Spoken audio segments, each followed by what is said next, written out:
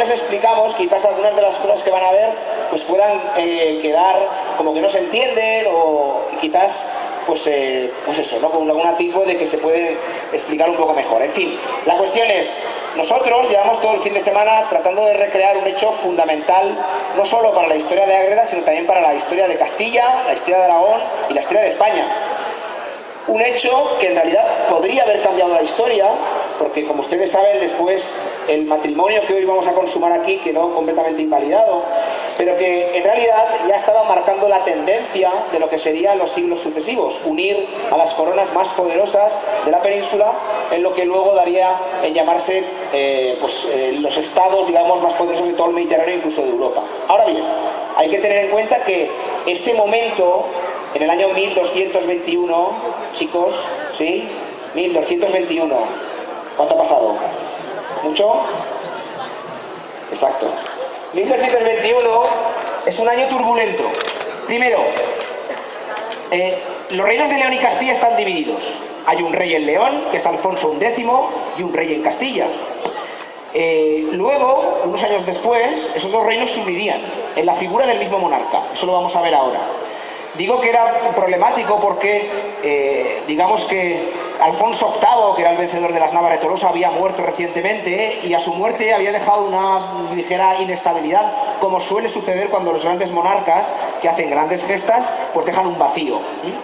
Y para el reino de Aragón el problema era todavía mayor, porque poquitos años antes, en el año 1213, el rey Pedro II había muerto en Muret de una manera totalmente que se hubiera podido solucionar. Lo que pasa es que él presentó batalla cuando le faltaba la mitad del ejército, entre otras cosas que hizo la noche anterior. Cuentan que estuvo haciendo lo que no debía y que a la mañana siguiente no estaba muy bien para poder combatir. Entre otras cosas, no solo el rey murió allí, sino toda lo que es la flor y nata de la nobleza aragonesa y catalana murieron en Muret.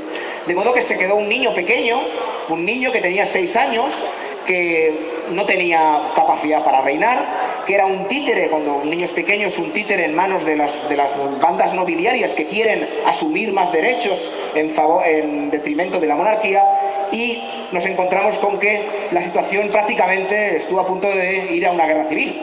En esto que se les ocurre que la mejor manera de que haya estabilidad por los dos reinos es casar a dos de los miembros de la realeza, uno el rey y otro la hermana del rey de Castilla, porque me gustaría, si les parece, presentarles a los personajes fundamentales. Nosotros hemos querido reconstruir este momento no solo desde el punto de vista litúrgico y ritual, sino también desde el punto de vista histórico, historiográfico. Los personajes que ustedes están viendo aquí, en la reconstrucción de cómo eran, de quiénes eran, y eso es un poco el alma mater de esta recreación. Primero, si les parece, ya que es su rey, no el mío, porque yo soy aragonés, ustedes son castellanos, vamos a intentar viajar a 1221.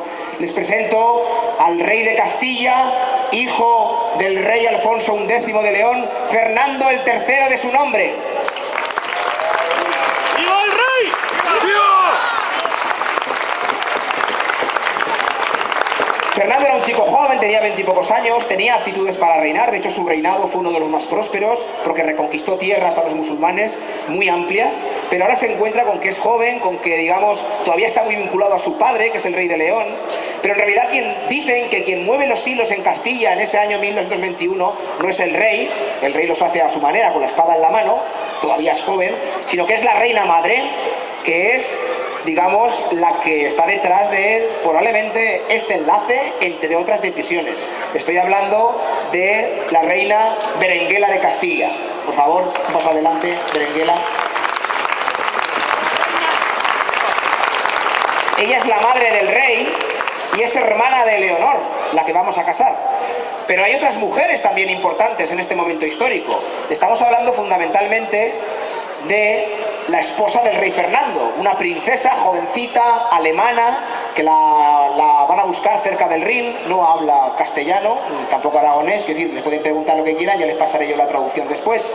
Ella es Beatriz de Suabia, por favor.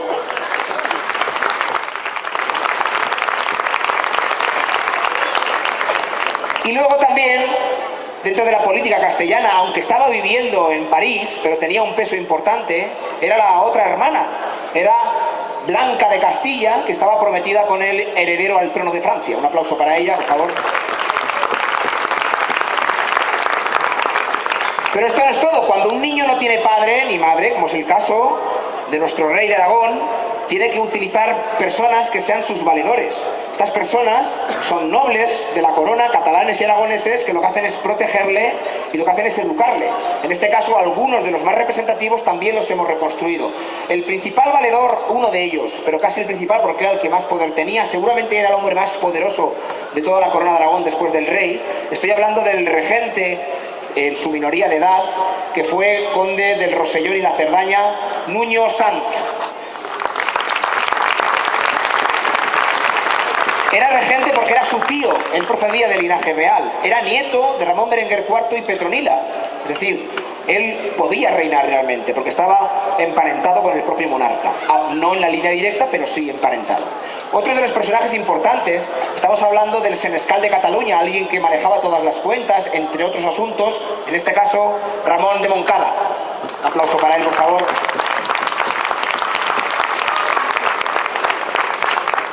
Y por último también, estamos hablando de un personaje que va a tener algunos problemas con el rey, va a ser, digamos, quien le va a educar, quien lo va a sacar siendo niño de las garras del rey de Francia para traerlo a la corona, para traerlo a Monzón, y que realmente luego, cuando el rey tenga 15 años, esto lo cuenta el propio rey en su libro de los Hechos, un documento autobiográfico, él dice que se discutían muchísimo con este personaje que voy a presentar, hasta que un día, cuando el rey, que tenía 15 años, tenía fuerza y empezaba a ser un hombre, le llevó la contraria un día, él lo cogió del cuello, y el rey le devolvió un puñetazo, a lo que respondió también el otro, de manera que el rey lo mandó matar, ¿eh?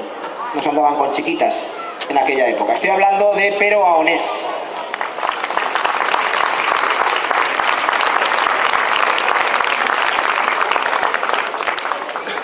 Bueno, pero ¿quiénes son nuestros personajes? Nuestros protagonistas.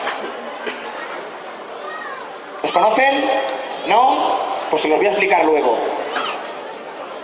En una ceremonia en la que se va a casar a dos miembros de la realeza, había muchísimo en juego, porque no solo era, digamos, la propia ceremonia, sino que también había una serie de pactos jurídicos, que era lo que sucedió ayer. Ellos han pactado una serie de territorios, de manera que esta alianza no solo es una alianza, podemos decir, matrimonial, conyugal, sino que también es una alianza, pues, territorial, es una alianza jurídica, es una alianza para hacer más poderosos los dos territorios. Por eso estaba sancionado por la Iglesia. En este caso tenemos a dos obispos, el de Zaragoza y el de Osma, y a dos arzobispos, que eran los personajes más importantes del clero en la península ibérica. Estoy hablando de Aspárez de la Barca, arzobispo metropolitano de Tarragona, un aplauso para él, por favor. Él jugó un papel muy importante en la minoría de edad porque lo fue a buscar directamente a París y luego a Roma, lo trajo siendo un niño, es decir, prácticamente estuvo a su lado en cada momento, ¿no? Y por otro lado, otro personaje muy importante para la historia de Castilla, que es aquel que estuvo probablemente detrás, fuera el ideólogo de este enlace. Estoy hablando de Jiménez de Rada, Rodrigo Jiménez de Rada, arzobispo metropolitano de Toledo. Un aplauso para él.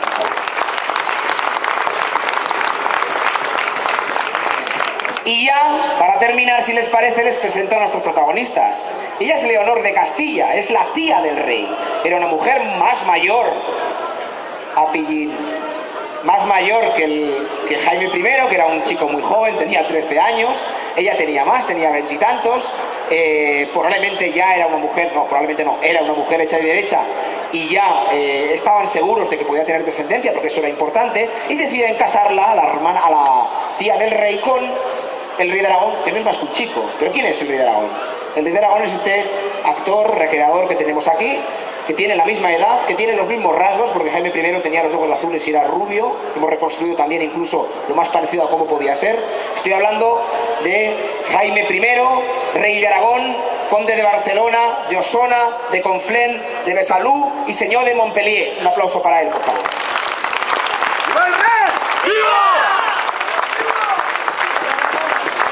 Bueno, y ahora, si les parece, vamos a pasar a la ceremonia. Son dos ceremonias en una, dos ordos que se llamaban. Los ordos eran, digamos, como fases de lo que es la liturgia. En este caso, lo que primero van a hacer es llevar las arras, las cartas ya se leyeron ayer, pero van a llevar las arras en forma de anillos, y luego va a empezar una ceremonia que no es una Eucaristía, por eso ellos están de frente al público.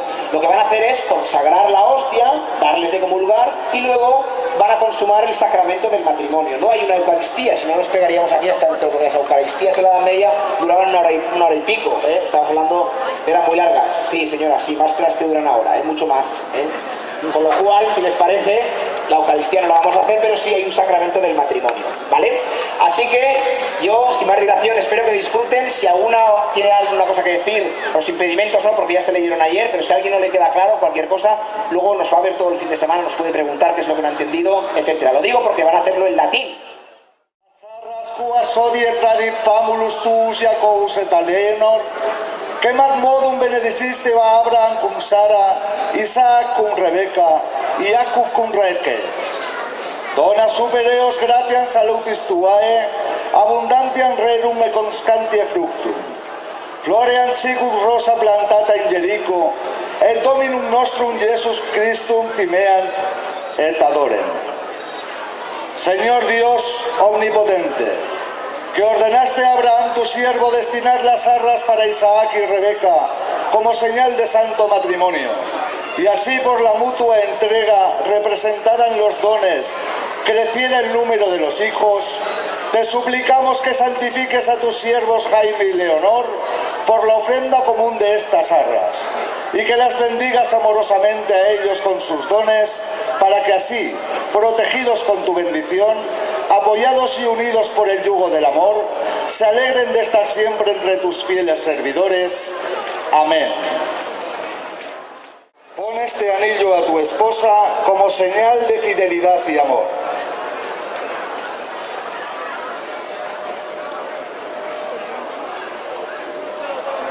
En el nombre del Padre, del Hijo y del Espíritu Santo. Amén. Pon este anillo a tu esposo como señal de fidelidad y amor. En el nombre del Padre, del Hijo y del Espíritu Santo. Amén.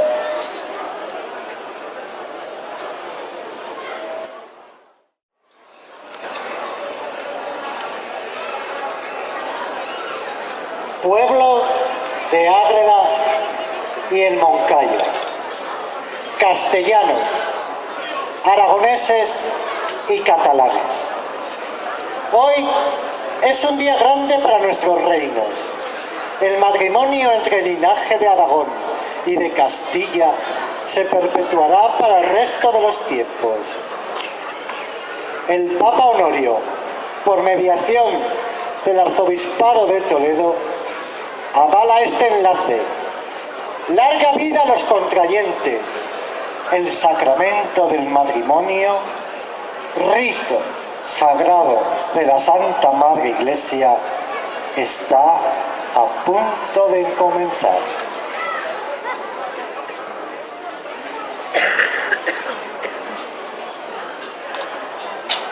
In nomine Patris et Filii et Spiritus Sancti. Amén. Confiteor Deo Omnipotenti, Beata Maria Semper Virgini, Beato Micaeli Arcangelo, Beato Ioanni Baptiste, Sanctis Apostolis Petro et Paulo, Omnibus Sanctis et Vobis Fratres, quia peccavit minimis cogitatione, verbo et opere, mea culpa, mea maxima culpa. Ideo precor Beatam Mariam Semper Virgine, Beatum Micaelem Arcangelum, Beatum Ioannem Baptista, Santos Apostolos Petrum et Paulum, omnes santos et vos fratres, orare pro me ad Dominum Deum nostrum. Amen.